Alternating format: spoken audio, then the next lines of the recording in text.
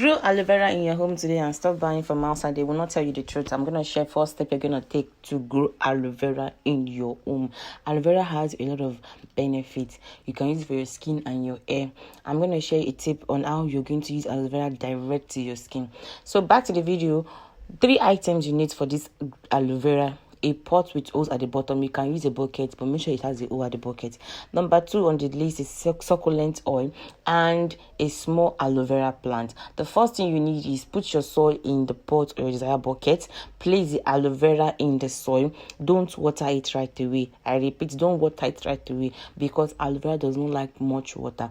Then add water once every 2 weeks. Once you're done putting your aloe vera plant into the soil in the pot or your desired bucket, keep it for like 3 to 4 days before watering.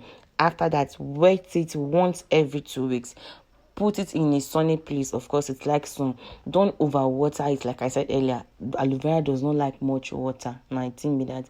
Use a clay pot if possible, and voila, you're done. If you want me to share you a tip on how to use aloe vera to beautify your skin, even if you don't have soap and cream, let me know in the comment section and your skin will glow so good.